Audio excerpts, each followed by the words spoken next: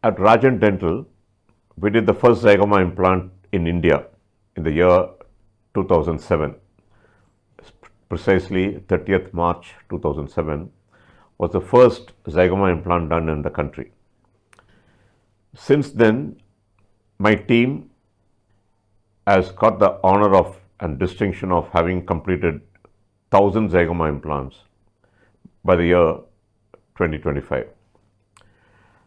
This is a moment of elation for us, a moment of great pride for the country itself, because we are the largest center for Zygoma implant for Southeast Asia itself, not just for India.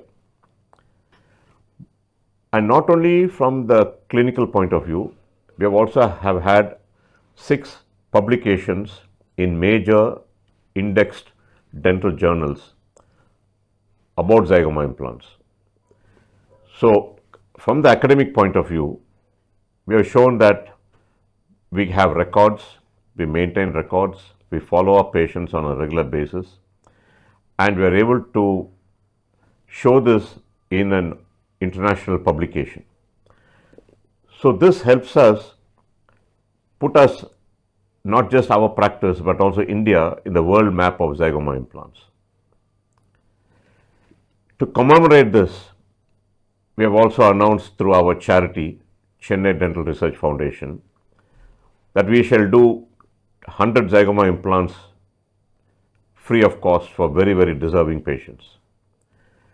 There are many young patients who have had road accidents and lost large parts of their upper jawbone or teeth. Patients who have had tumors or cancers of upper jaw and lost large part of their jaw or teeth.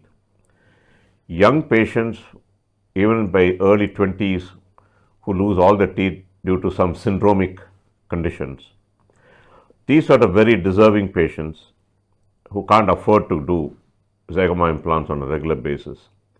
We are giving them an opportunity that they can use our services free and do these Zygoma implants. It's a game changer, it's a life changer for a lot of people. When I started Zygoma implants in 2007, for the first year or so, most of my patients were of the much younger, older age group, above 55, 60 onwards. Today, more than 60% of my patients are less than 40 years of age. And I've had a patient as young as 17 years and 8 months when we did Zygoma implants for her. So the age at which Zygoma implants can be done has progressively been coming down.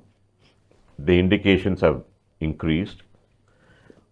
Earlier on, for almost 15 years, the Zygoma implants were produced only by a few companies worldwide. Again, today, there are many, many companies which have started giving the same type of the concept of Zygoma implant, and they brought Zygoma implants into their armamentarium. So this shows that these implants are successful across the spectrum of the world. It is not very technique sensitive. It's not operator sensitive. It's a good technique. So as long as you follow the proper diagnostic procedures, the planning is proper, the surgical procedure is correctly done, and the teeth are put in the proper functional manner, they can last minimum 30 years. So this is a big advantage of Zygoma implants. They can be used at a large age group, starting from say early teens up to 80, 85 also. And they're shown to be very predictable and they're shown to be very successful. And you do not need to have any other additional graft material, because in any other grafting technique you need bone or you need synthetic bone, then you need what's called a membrane.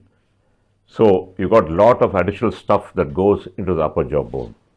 The more foreign bodies or more types of foreign bodies, we know that it's not going to be the same success rate as when you use only one type of product.